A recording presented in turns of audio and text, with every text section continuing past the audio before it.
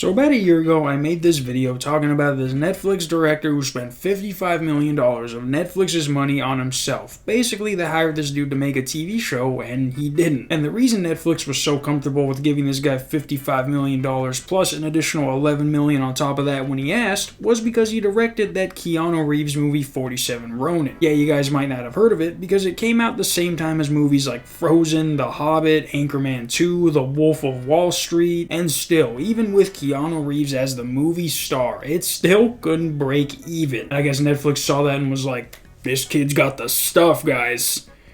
Here's a check for $55 million. But what really happened is that this guy, Carl Rinch, was hired to make his show called White Horse, which was basically the movie iRobot, but stretched out into however many episodes they asked for. But from the start, things were already looking bad when a film union in Brazil complained about how Rinch was treating the crew members. It even says that he started taking medicine that was for moderate to severe binge eating disorders, which apparently got so bad that his brother, wife, and members of the crew urged him to go into rehab. They're like, dog, you're already not eating and now you're taking pills that don't make you eat? Whatever high you're getting off that cannot be healthy. But on top of just being drugged out through this entire process, after not even meeting the production requirements with the first $55 million they gave him, he then asked Netflix for another $11 million, which he then immediately bought stocks with, losing $6 million of that 11 in just weeks. He then sent emails to Netflix executives saying that he had a way to map out the coronavirus signal emitting from within the earth. Get this man a fucking burger, dog, because he hasn't eaten in weeks because of these pills, and now he thinks he can detect COVID like it was fucking radiation? Obviously, once things got to this point, his wife, that was working with him on the show and assumingly spent part of that $66 million he got, filed for divorce, saying that he accused her of plotting to assassinate him, told her that airplanes are organic intelligent forces, and that he had the power to predict lightning strikes and volcanic eruptions. So dude might have just been full-blown autistic, and these pills were just making everything worse. Because like, dog, the only people who think they can predict lightning strikes are the people they based Woody Harrelson's character off of in the movie 2012. And yeah, that dude was right, but they didn't give him $55 million to make a TV show. Like, if I was one of those Netflix executives that got that email about the Earth emitting COVID, I would have canceled this show right then and there. This just shows you how desperate Netflix was for original content back then. They're like, this dude is out of his fucking mind, and not like in a creative genius type way. I mean, like, we gave $55 million to someone who thinks they can predict the weather. Like that South Park episode where Netflix is just greenlighting everything specifically pertains to this. Netflix, you're greenlit. Who am I speaking with?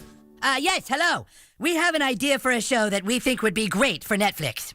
Okay, great. Would you like a pilot or just go straight to an order of 6 episodes? Like, even after all this came out and people were like, yeah, this was a big old... This dude emailed those same Netflix executives to tell them that he was of sound mind and body, and that he had refused to respond to questions about what happened because they would have discussed the fact that I had somehow lost my mind. Spoiler alert. I did not. Says the guy who got the deal of a lifetime only to end up with him getting divorced. Usually that happens when someone's dedicated to their work. Like, come on, honey, we have to go home. And he's like, no, I have to get this perfect shot for this scene. But no, it's because dude was geeked out of his fucking mind trying to control the weather like a Mayan. Dude was doing rain dances on set and people were like, what is he do? This is our director, you know that?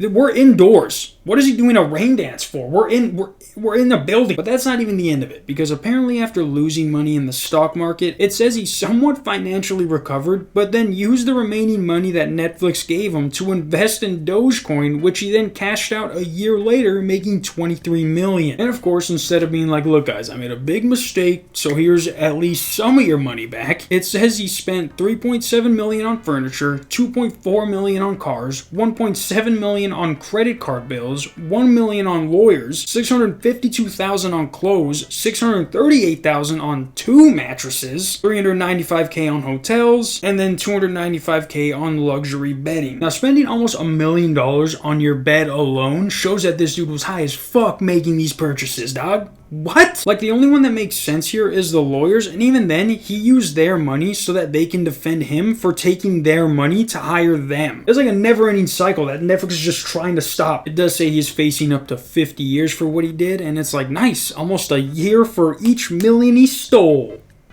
Let's step it up, America, with this government shit. But he's actually trying to argue that the $55 million he was initially given was his with no strings attached. Basically saying like, sorry, but I'm that 1 in a million chance that you gave money to the person who didn't do what they were supposed to do with it, and that's your fault. So I guess Netflix is like, whatever, you still owe us that $11 million that you asked for pre and post-production needs to finish the series, so we'll just get you for that. And Wrench is like, fuck, I forgot about the 11 million. And like, dog, you're sleeping on it. How are you going to forget about it? But yeah, guys, after a year, we finally have more information on why Netflix decided to tell this guy, you're fired. Get out of here.